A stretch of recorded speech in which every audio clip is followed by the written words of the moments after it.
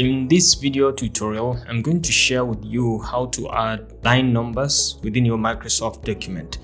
Okay, so you have written that paper that you have submitted to your journal, and the journal now asks you to provide line numbers, okay, on each line of your journal paper. So assuming this to be a just 2-page paper, and you just want to indicate each line numbers for ease of access. The reason why you have line numbers in journals is usually to track mistakes and corrections. Okay, if you are given a mistake on a given line, that line will be spotted and it can tell you that in section this, line this, you can go ahead to that specific line and make the corrections, and then you can report back that you've corrected that statement or that correction on that specific line. Okay, so line numbers are very useful to keep account of the mistakes and corrections as you move in Microsoft Word. So in this tutorial, I'm going to show you exactly how to add line numbers. So assuming we have this Word document opened and we want to add line numbers to it.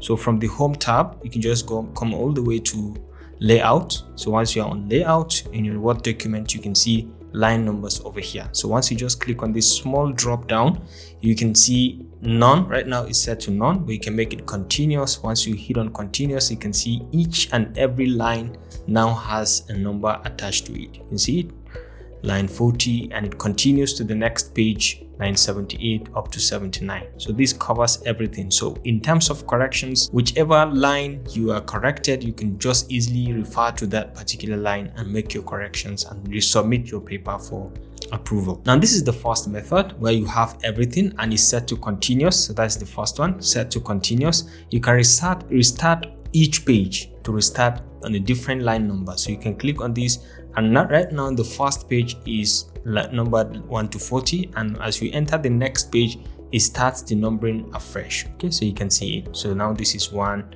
to 39. Okay, so this is the first page on a different numbering style, and then the second page on a different numbering style. So you can customize and change it accordingly depending on what type of numbering you are targeting. So you can come back again and you can say restart on each section. So assuming we have the first section here, and at this point maybe we want to insert a section break from here.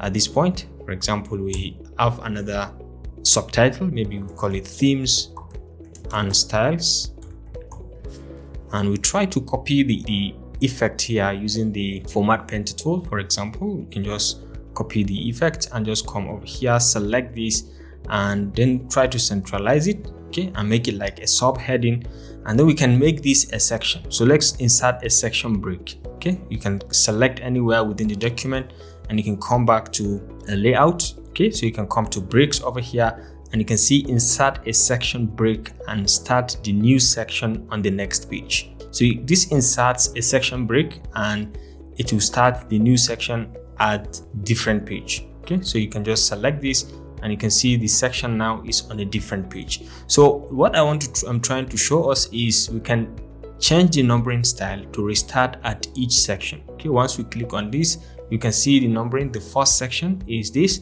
and up to this point, okay, you can see the next section starts a fresh one. Okay, so you can see it starts fresh. You can see the second section and it starts with a fresh numbering. Okay, so you can have it to restart on a different section if you have a section breaks inserted, or you can suppress the numbering at a particular paragraph. For example, on this paragraph, I don't want the numbering to occur on this paragraph. I can just come over here and say suppress for current paragraph, and you can see right now it has just removed the numbering for that particular paragraph. So you can do that at any given point. You can do for this paragraph as well. You can just come over and say suppress for this paragraph, and it removes the numbering from that paragraph, and then you can see it continues from 19 to 20, and the same way over here 11 to 12. Okay, so it's very easy, and you have another option also to check out the numbering option, the line numbering option. You can play around with the section start on a new page,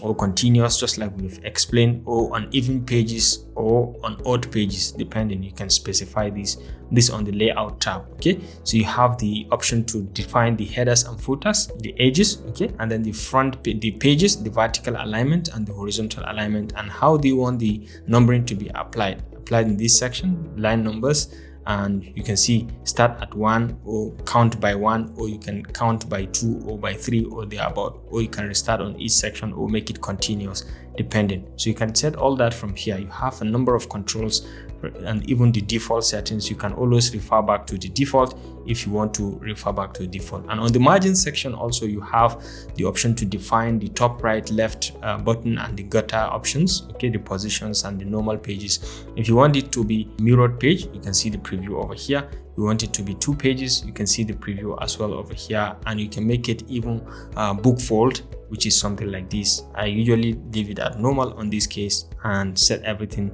to default. You can check the page setup and the default settings at any given point. If you make any mistake, you can always get back to it. So this is in a nutshell how to add line numbers to your Microsoft Word. That does it for this tutorial. Thanks for watching. If you enjoyed this video, please remember to give it a thumbs up, and don't forget to always hit the subscribe and notification buttons to stay connected to this channel for more videos like this. See you in my next video. Bye.